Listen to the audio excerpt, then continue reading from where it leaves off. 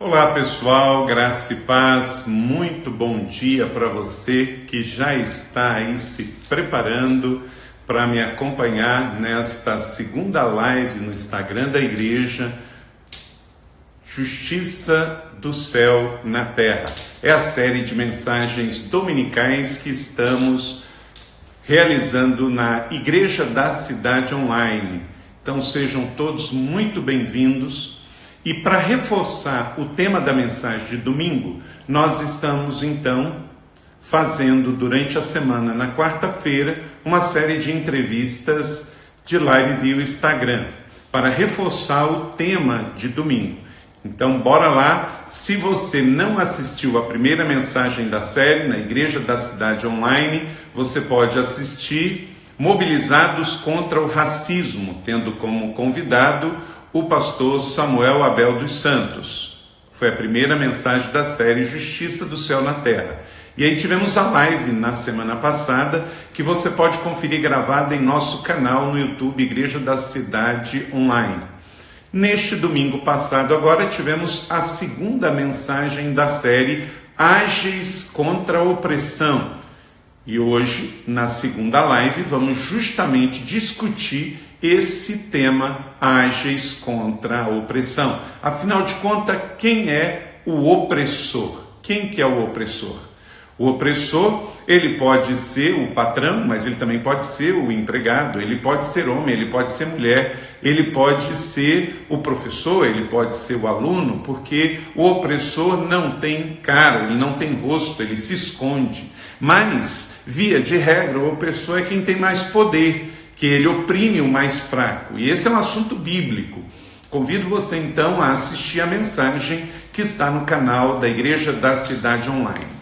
Seja muito bem-vindo, vai chegando aí, estamos com 38 pessoas. Eu pediria que você enviasse então esse convite para mais pessoas assistirem agora, nos acompanhar no canal da Igreja da Cidade via o nosso Instagram. Nós teremos 3 convidados para a live de hoje. Teremos aqui o nosso querido amigo Pedro Rocha Júnior, mais conhecido como Pedro no Borel. Também teremos aqui o nosso querido Kaique Oliveira, da Companhia de Arte Inici, e também o Davi Lago, pastor, jornalista, também mestre em Direito, escritor. Então, vai ser um dia muito especial, com 3 convidados top de linha que já vão estar chegando aí para conversar conosco. Você que está aí com a gente, muito bem-vindo. Obrigado por investir esse tempo da sua hora do almoço nesta quarta-feira com esta live. Manda um abraço aí o pessoal do Sul, em especial de Santa Catarina. A costa sul do Brasil foi atingida por um ciclone. Parece que estamos vivendo dias mesmo que antecedem a volta de Jesus, né, pessoal? É pandemia de saúde, é terremoto no México, é terremoto no sistema financeiro, crise política, crise de saúde, agora ciclone. Então é tempo de quebrantamento, de arrependimento, de seguir Jesus. Fica firme nele, que ele é a rocha. Então, um abraço aí todos do Rio Grande do Sul, Santa Catarina, da costa sul brasileira. Já tem 10 mortos, feridos, desabrigados. Também é uma oportunidade para a igreja fazer a diferença. Então, você que está acompanhando a Igreja da Cidade Online, obrigado você que é membro da igreja, você que é amigo, seguidor, evangélicos em geral, Rede Inspire, a todos vocês aí, muito obrigado. Já estou aguardando o nosso primeiro convidado, que é o Pedro Rocha Júnior, o Pedro Noborel. Ele já está aí e eu já vou chamá-lo então, o nosso querido Pedro do Borel. A gente chamava no passado Pedro do Borel. Agora a gente está chamando Pedro no Borel. Recebi essa dica aqui do querido pastor Marcos Madalena aqui com a gente. Quem é o nosso querido Pedro Rocha Júnior? Ele é casado com a Nádia. Ele tem 23 anos de casamento, né? É pai de 4 filhos. O Pedro foi pioneiro do trabalho comunitário lá na comunidade do Borel, no Rio de Janeiro, perto da Tijuca, desde 1990. Ele já está um veterano aí, dando aula e inspirando o Brasil inteiro. Não é isso, Pedro? Olha, Fala, 20 anos de pastor! trabalho, é muita coisa. Mas ele também deu umas fugidinhas. Foi para o Oriente Médio, para Gramacho, é fundador da Associação de Desenvolvimento Integral e Justiça Social, @aja.org.br. Parabéns, Pedro, e bem-vindo. Obrigado, pastor. Estou aqui, me ajeitando aqui. Vai se arrumando aí. Você é bonito de qualquer jeito, qualquer perfil você vai bem. Obrigado. Você já está quase cantando a música do Roberto Carlos, né? De que vale tudo isso se você não está aqui, né?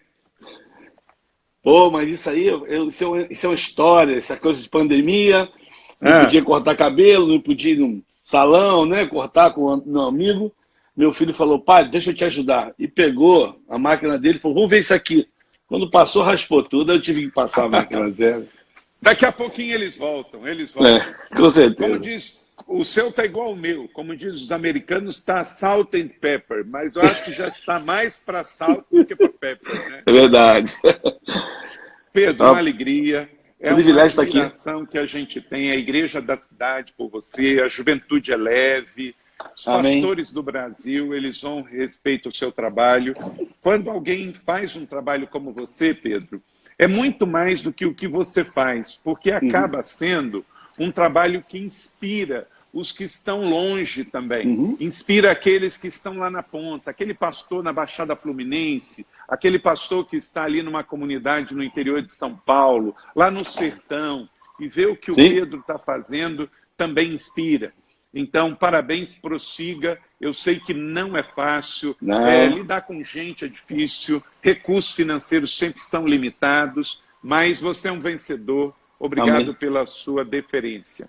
Amém. Eu queria perguntar para você, você já está acompanhando a nossa série aí, Justiça do Céu na Terra, você tem feito isso na prática, viu a mensagem contra o racismo, contra a opressão. Quero perguntar para você de primeiro, quem é o opressor?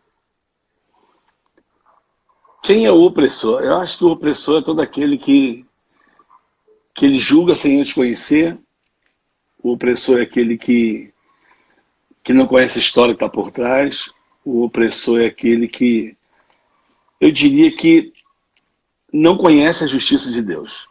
Esse é o opressor. Esse é o opressor. Okay. Esse é o opressor. O Brasil é um país racista? Ainda é. Eu sinto isso na pele, né? Ainda é. Quando eu digo sinto isso na pele, porque eu estou próximo das pessoas, né? E conheço a história das pessoas. E muitas vezes essas pessoas, né, que sofrem esse preconceito, elas não sabem se defender como deveriam. E não se posicionam. E por isso que preciso de pessoas que possam dar voz a essas pessoas e mostrar para elas que elas são especiais. Eu acho isso é muito importante. Muito importante. O Brasil é um país ainda de escravocrata disfarçado. Temos denunciado algumas ações ainda de trabalho escravo. Essa semana, aqui em pleno São José dos Campos, o Vale do Silício brasileiro, onde tem parque tecnológico, onde fabrica avião, onde temos o ITA, com trabalho escravo flagrado esta semana. Na sua realidade pelo Brasil, isso testifica ou não? Testifica porque hoje eu venho de, eu não vou nem dizer muito do Morro do Borel, acho que no Morro do Borel ele é um escravo de uma outra maneira que a gente fala, né? As pessoas ficam escravos à mercê da injustiça, né? E por conta dessa injustiça, eles dão voz a outras, né? Assim, dão vazão a outras vozes e entram, vou dar aqui entram para o tráfico e se tornam escravos desse tráfico. Mas quando eu fui para o Egito, eu vi isso muito próximo, né? As crianças elas eram muito abusadas, né? Elas não tinham o direito de ser criança. E criança lá trabalhava muito, muito, muito cedo. A começar pedindo dinheiro na rua, né? Muito pedinte, né? Que era usado pelos pais. Vou abrir um parênteses aqui. Tivemos 2 crianças no nosso projeto, que quando elas chegaram no projeto, a gente percebeu que elas mancavam. E recolhemos, até a gente conhecer a história atrás dos pais, a gente descobriu que essas crianças, elas não mancavam à toa. Os pais quebraram seus pés, porque uma criança Meu Deus. enferma e deficiente na rua, ela gera mais dinheiro, né? Meu Então ela pai. comove muito mais. E o outro contexto nosso agora é Jardim Gramacho, no lixão de Jardim Gramacho, né? E ontem eu estava lá e eu percebi isso. Você tem famílias com crianças ainda trabalhando, né, no meio do lixo. E é uma preocupação nossa hoje, por conta dessa pandemia, a evasão escolar. A gente já está olhando que nos próximos meses o trabalho infantil vai crescer muito, né? E isso é um ponto muito a ser olhado por conta dessa falta de trabalho, dessa falta de emprego aí. Então, ainda é e principalmente na área das crianças, né? A gente vê muita criança. Eu vou dizer assim, com muito temor. Não que eu seja... eu tenho meus filhos, tenho 4 filhos, mas 2 já estão formados, casados, eu tenho 2 filhos aqui. E eu falo para eles assim, não tem problema nenhum você trabalhar. Você pode estudar, se tem uma coisa que você pode fazer meio período, você pode ir.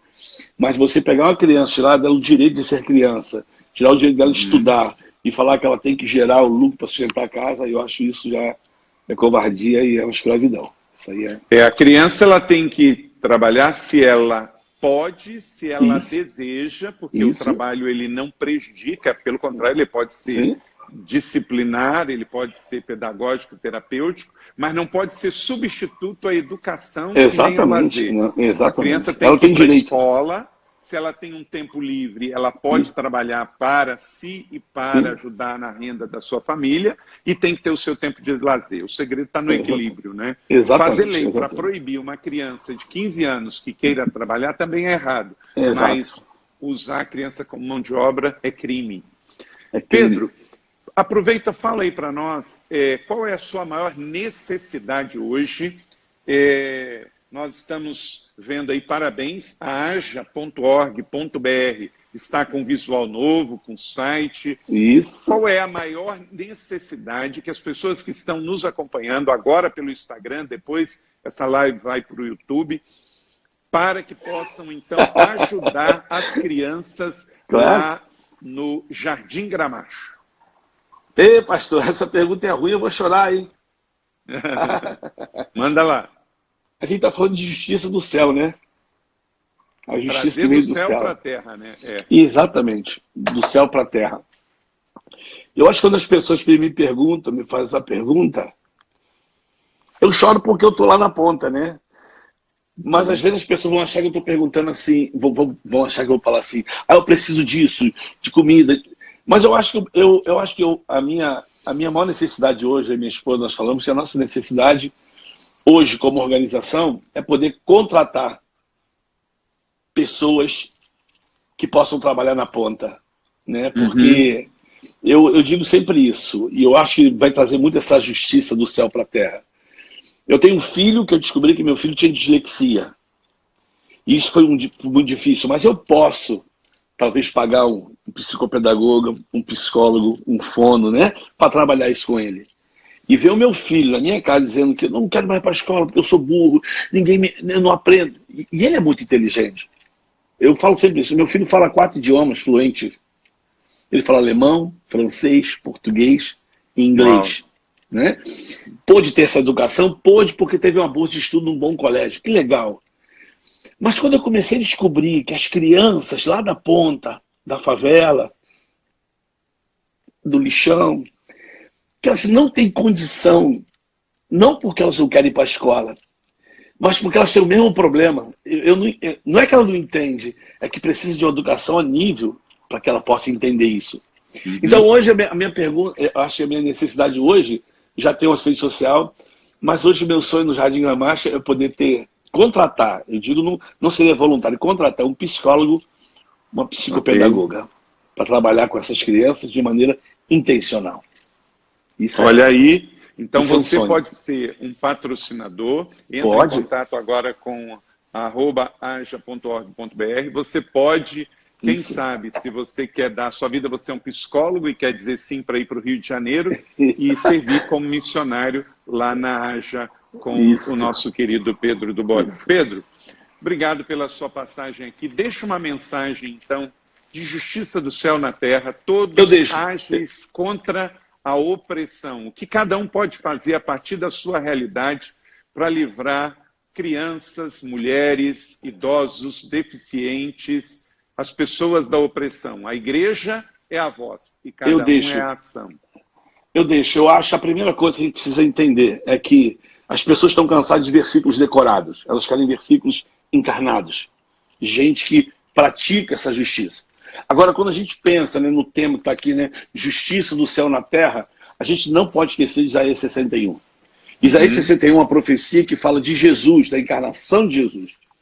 Mas eu quero chamar a atenção para os 2 versículos finais, que diz assim, que Jesus veio e libertou aquele oprimido, que estava de luto, né? E ele diz assim, e eles serão chamados carvalhos de justiça. Isso é muito forte, né? Nós seríamos chamados carvalho de justiça. E logo no versículo 4 ele diz, e eles, como carvalho de justiça, restaurarão os lugares antigamente assolados de geração em geração. Então a minha palavra aqui hoje, deixando para você, procure saber o que é um carvalho. Procure saber o que é uma árvore carvalho. Ela tem 45 metros, ela vive mais de 1000 anos, ela tem um tronco, e do seu tronco saem outros troncos muito firmes, ela produz saúde, ela produz nela vigor. Então o que Jesus está dizendo, que a Bíblia diz que nós seríamos esse carvalho de justiça. E para ser esse carvalho de justiça, a gente precisa se transformar em versículos decorados. Não, mas em versículos encarnados. Não só falar os versículos, mas viver isso. Porque quando a gente vive isso, a justiça de Deus, ele produz caminho de Emaús. Eu gosto muito disso, porque quando você vive essa justiça, você faz com que a pessoa entenda que ela é importante para você. Aí você pensa assim, mas não seria importante para Deus? Mas como é que ela vai entender Deus se você não é o versículo encarnado?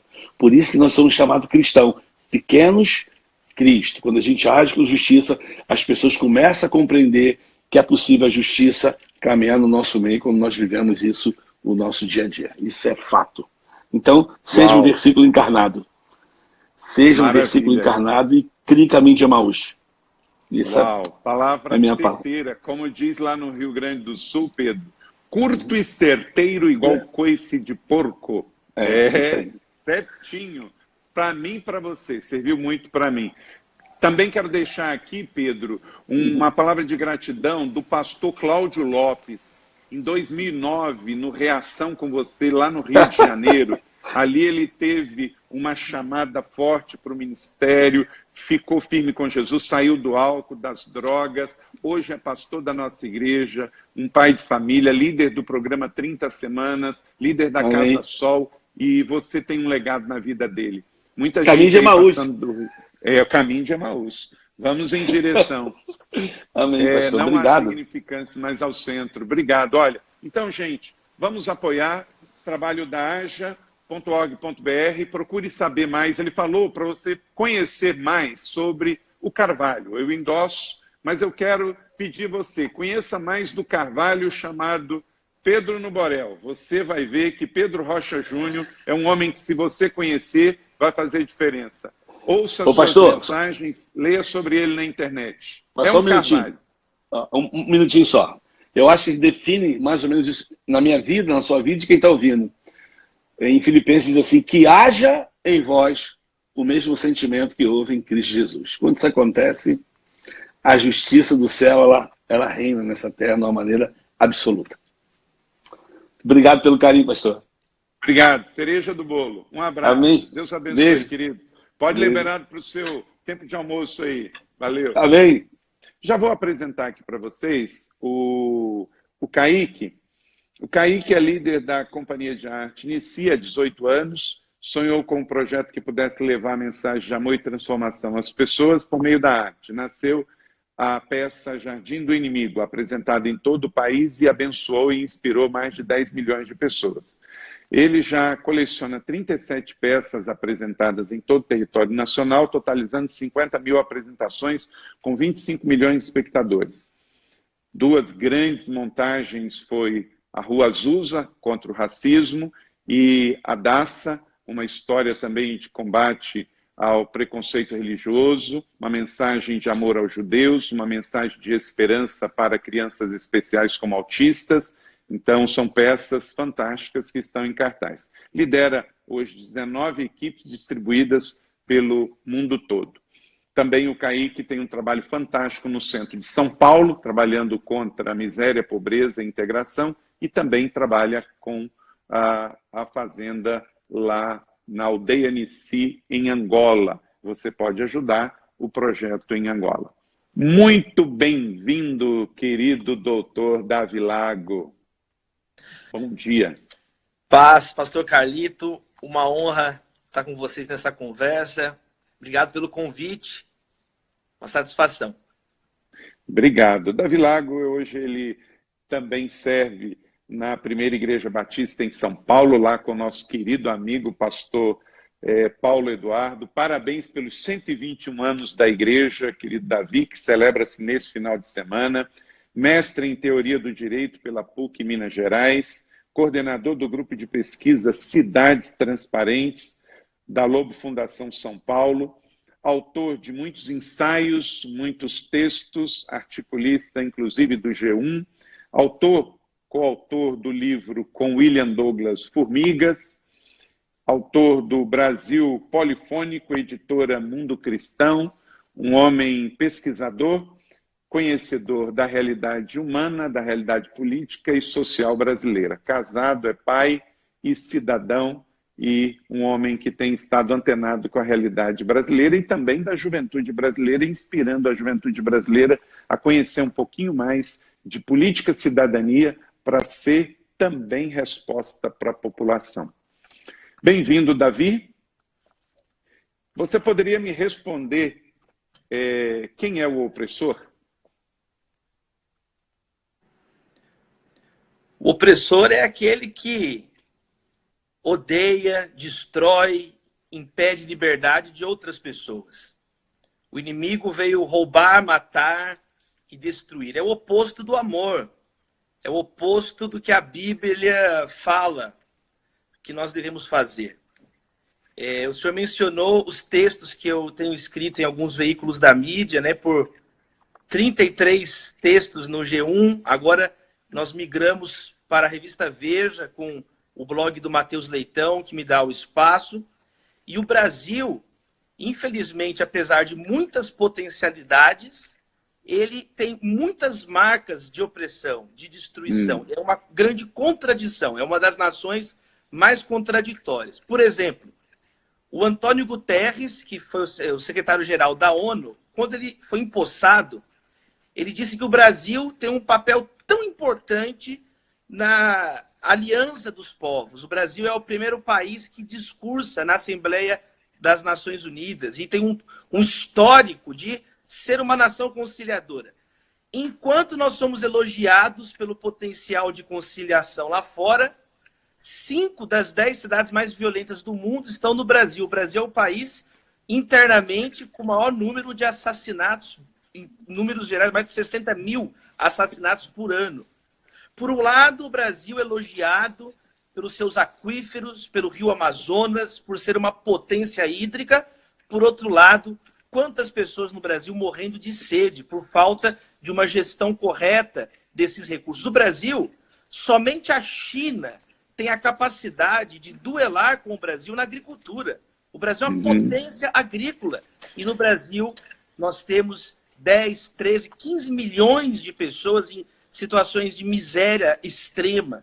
Como o senhor falou, o Brasil, 26 estados, uma nação continental enorme, na qual quase a metade não tem acesso ao esgoto, né? São 104 milhões de brasileiros.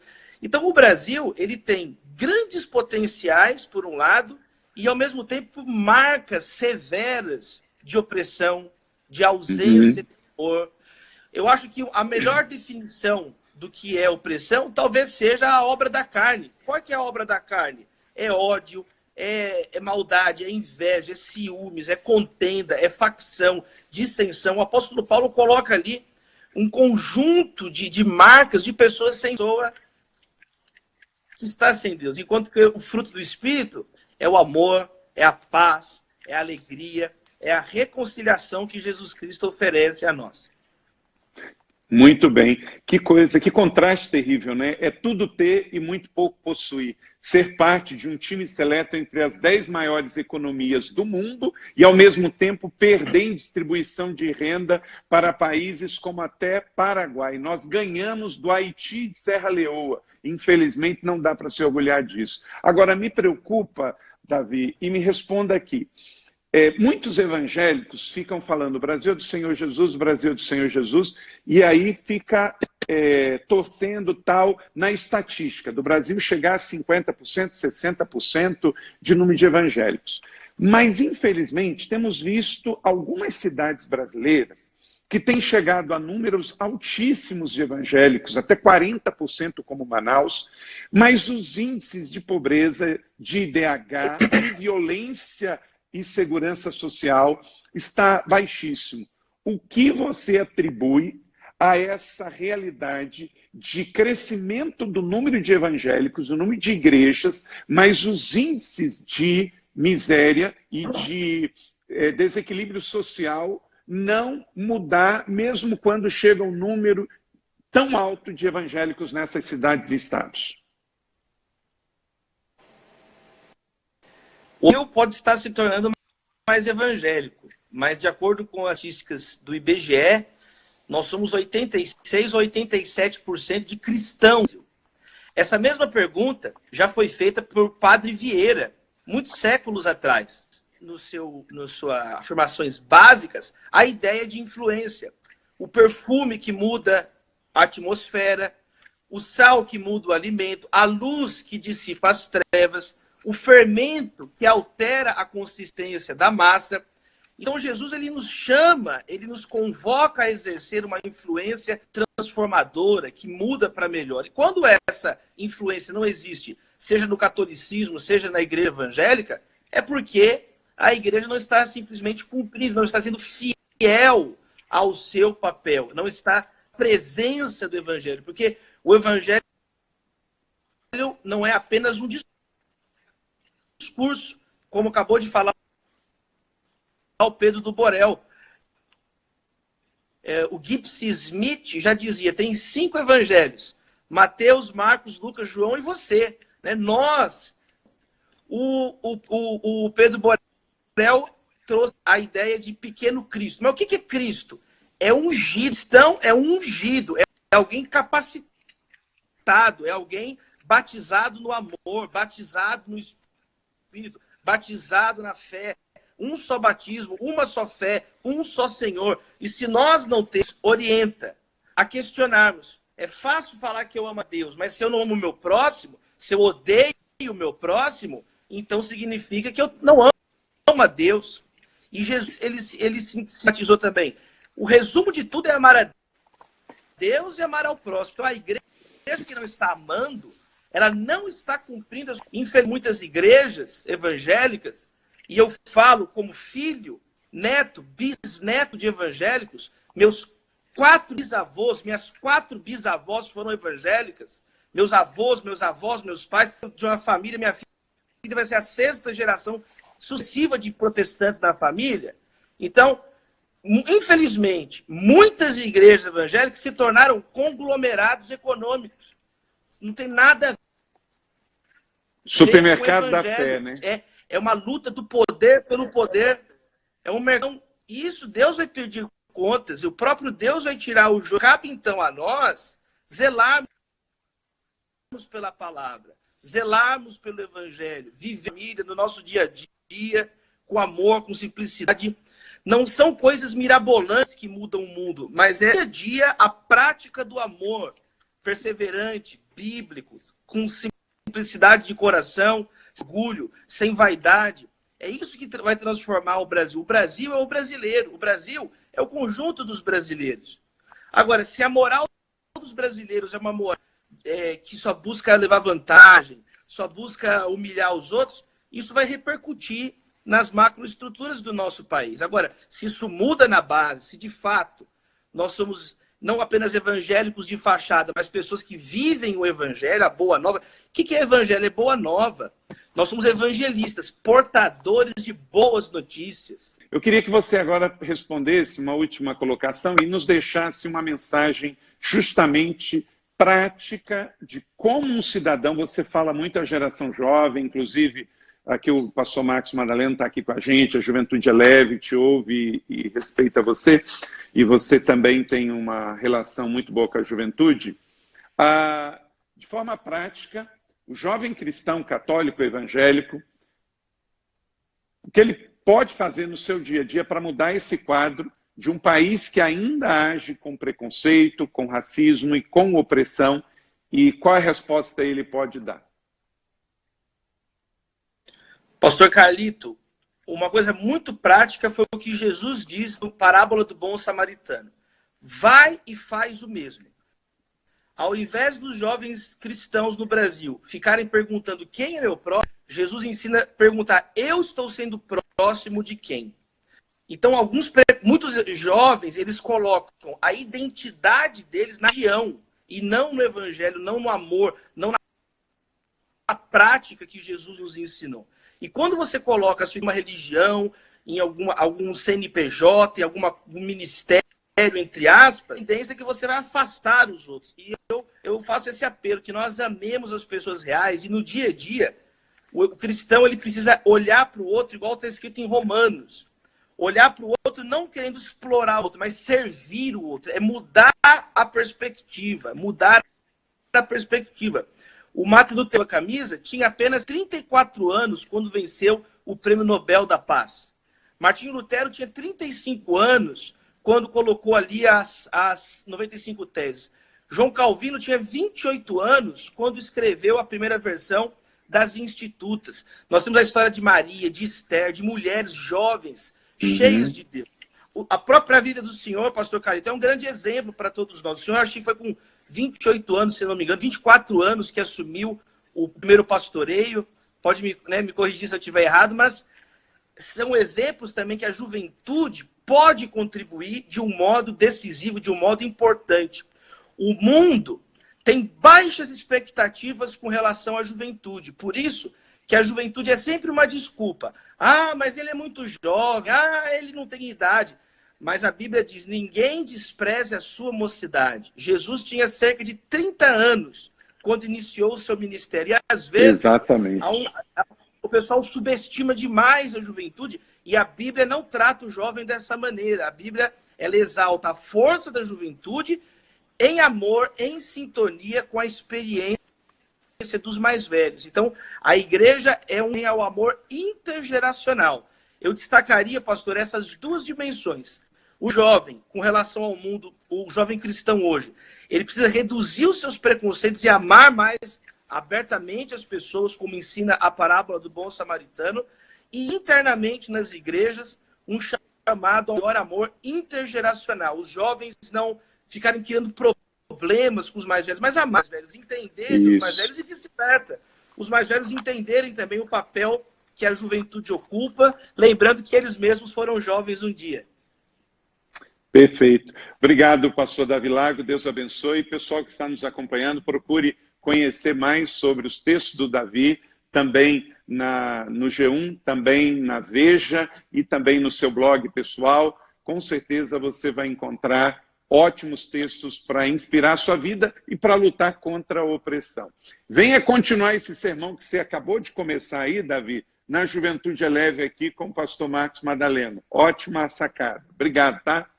Um abraço. Então, é isso aí, gente. Cada um fazendo a sua parte. Você é a ação. A igreja é a voz. Estamos aqui dando um sinal claro. E o último convidado de hoje, se ele conseguir chegar, é o Kaique. Ele acabou de me dizer aqui que teve um probleminha com a chuva. Bem-vindo, Kaique. A chuva meu Deus, muito Paulo, obrigado. Só Deus sabe a correria, rapaz. Aqui, viu, na internet é uma benção. Eu fui procurar num canto, no outro para arrumar sinal. Então, se caiu um pouquinho por causa da chuva aqui, ficou muito ruim o sinal aqui, viu? Me perdoa, gente, de coração. O Davi Lago acabou de entrar aí e ele estava com um sinal bastante prejudicado. Eu acredito que é essa chuva que veio lá de Santa Catarina e está subindo e chegou aí em São Paulo. Aqui em Biúna é muito ruim, mas vai dar certo. Obrigado. Vai dar certo. Estamos aí também nos momentos finais, mas obrigado pelo seu esforço, pelo seu empenho. Hora do almoço, Kaique. Kaique, eu já te apresentei aqui 2 vezes. Estou recomendando aqui para conhecerem mais. Procurem na internet, vocês só vão achar coisa boa. Tem gente que, quando você procura na internet, só acha BO de coisa ruim. No caso do Kaique Oliveira, vai achar muita coisa boa. Mas nome que está 18 anos na estrada, já com 37 peças, com 19 equipes em todo o Brasil, um trabalho fantástico, mais de 25 milhões de espectadores, 2 grandes espetáculos, Rua Azusa, a Daça, fantástico, e o trabalho extraordinário no centro de São Paulo e também na aldeia Nissi, lá em Angola. Kaique, você lida muito forte todos os dias com realidade de opressão. O que hoje mais lhe chama a atenção por parte de opressão com o brasileiro? O que mais oprime o brasileiro? Uma coisa que eu vejo que oprime muito é, como você mesmo tem dito, a questão da omissão das pessoas que focam seus assuntos em outras coisas que não sejam opressão. E com isso a gente vê um abandono gigante das pessoas. Para mim, o abandono, ele oprime demais, né? Assim, a gente tem feito um trabalho nas ruas nesses dias, de entregar marmita. A gente começou logo na sequência, né, que o teatro fechou, e a gente tem conversado muito com pessoas nas ruas, né? A gente tem conversado com crianças, jovens, adultos, e a gente percebe como eles se sentem abandonados. As pessoas desistem muito fácil. Então, talvez seja um tipo de opressão invisível. Hoje, Kaique, o que as pessoas que estão nos assistindo podem fazer para te ajudar a ampliar a sua voz e o seu trabalho aí em São Paulo e lá em Angola? Olha, tem várias formas, né? Tipo, tem muitas pessoas que sonham ir para Angola. Vocês podem entrar nas nossas redes sociais e saber, assim que abrir essas fronteiras, as crianças estão assim com muita vontade de receber voluntários, de receber um abraço, sei lá, pintar uma parede, você levar o amor, né? São crianças que foram tão oprimidas e com tantos opressores, não só aqui no Brasil, né, como em Angola, de abusos, de mentiras, de escravidão, de subjugar por sua cor, por sua condição. E eles estão de braços abertos, vocês podem ir, com certeza, assim, a hora que tudo abrir. Eu tô louco para ir, porque tá tudo fechado. Eu não consigo ir nesse momento, né? Então vocês podem... Quantas pessoas hoje o Ministério apoia lá? Porque você tem uma equipe grande lá na aldeia Nissi. Quantas pessoas remuneradas você tem lá? Pastor, hoje nós temos mais de 30 professores angolanos, né, que são remunerados. Nós temos aproximadamente umas 57 pessoas que trabalham, desde a segurança, na horta, na cozinha, no cuidado aos idosos. Então é um número muito grande, né? Chega a assustar um pouquinho assim quando a gente vê que é necessário, né? A gente tem que ter mais, claro. Mas é muito importante, né? Então aí, fica aí, gente, olha. Você não pode ir, mas a sua oração e a sua oferta podem ir para esse trabalho lá, até porque o Kaique trabalha com muitos missionários autóctones, quer dizer, gente da própria terra. E aqui em São Paulo, Kaique, aí no centro de São Paulo, hoje, além de doação de alimentos, dinheiro, está precisando de voluntários aí em São Paulo? Sim, rapaz, a gente tem uma dificuldade muito grande, às vezes até o carro, né? Que às vezes a gente posta as fotos na internet, as pessoas acham que tá tudo bem, a gente entregando as marmitas. Nós vamos entregar marmitas ainda mais pelo período de 1 mês e meio. E às vezes precisa de alguém que tem um carro que está seguro, claro, né? Que está se cuidando certinho e que pode ir com a gente. Pode mandar DM para mim, para poder ir algum dos dias para entregar. Porque como quantas marmitas você está entregando diariamente, Kaique? É uma média de 500 marmitas, né? Que a gente está entregando. A gente fez uma campanha de um quadro do Artista Cobra e foi muito legal. O pessoal ajudou, fez o sorteio. E graças a Deus com isso a gente conseguiu arrecadar. E olha, Carlito, é um momento assim tão bom, tão bom. Você encontra assim tanta história. É muito mais do que Ah, vou entregar ali na esquina. Não, ali na esquina tem uma história de alguém que tem uma família, que quer voltar e não consegue, outro que foi oprimido pelo seu trabalho ou pelo relacionamento de amor que não deu certo, ou porque foi, sei lá, de alguma forma, é muito sofrimento, sabe? Às vezes a gente está acostumado a passar pelas ruas, somente na Praça da Sé e ver, nossa, quanta gente na rua, e cada pessoa tem uma história. Eu conheci ali um rapaz da Venezuela, que ele veio andando da Venezuela até São Paulo, você acredita? Ele chegou em Roraima e ele foi descendo e andando e chegou em São Paulo, ele não tem onde ficar. E ali ele encontra abrigo nas ruas, né? Porque ele vê, tem um monte de gente dormindo aqui e eu encontro segurança, sabe? Então é muito forte o que a gente faz. E se vocês puderem realmente, quem puder contribuir, estar junto, conhecer de perto, vai ser uma alegria realmente poder somar com esse exército aí de gente que quer realmente poder levar alimento para quem não tem casa para ficar e para quem não tem onde bater na porta, né, de um restaurante que não está aberto para poder se alimentar nesse momento, né? Obrigado, tá, Kaique, por atender o nosso convite. Que bom que ainda deu tempo. Vamos marcar um outro tempo depois. E obrigado pela sua atenção. Pessoal, vamos nos mobilizar, ágeis contra a opressão e ajudar também para ampliar a voz e a força da Companhia Nissi. E estamos loucos para ter aqui, logo, passar tudo isso, para ter também a Rua Azusa em São José dos Campos, um grande espetáculo.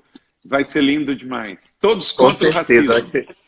Amém. Vai ser uma alegria, pastor. Obrigado pelo convite, pela paciência. Eu estou aqui quase no telhado da casa para pegar a internet, por isso que eu estou assim segurando. Mas graças a Deus que deu certo. Obrigado, pastor, pelo carinho. Que Deus continue dando voz para quem não tem voz através da vida de vocês. Deus abençoe. Obrigado, querido. Você é um príncipe do reino. Continue. Sabemos que você faz a diferença. Obrigado. Obrigado, valeu. pastor. Deus abençoe, gente. Um abraço. Valeu, Kaique Oliveira. Valeu. É isso aí, gente. Então, vamos encerrando por aqui a nossa live dessa semana. Eu quero agradecer muito você que ficou com a gente aí até o final. Obrigado, o pastor Davi Lago. Obrigado, Kaique. Obrigado, o nosso querido Pedro do Borel. Em dias de tanta violência no mundo contra o ser humano, tanto descaso com a vida e a falta de amor entre os homens, precisamos mais do que nunca reafirmar nossa fé e esperança nas Escrituras e, a partir dela, promovermos a justiça do céu na terra. Porque do céu se manifesta a ira de Deus sobre toda a impiedade e injustiça dos homens, que detêm a verdade e injustiça. O combate ao racismo, opressão, corrupção, violência e injustiças não deve ser pautada pela política partidária ou ideologias humanas, e sim pelas palavras eternas do céu, revelada aos homens, de onde não vem partidos ou hipocrisia. Justiça do céu na terra. A igreja é a voz, você é a ação. Uma nova série de mensagens te espera nas celebrações matinais da Igreja da Cidade Online, todo domingo às 10 da manhã no nosso canal no YouTube.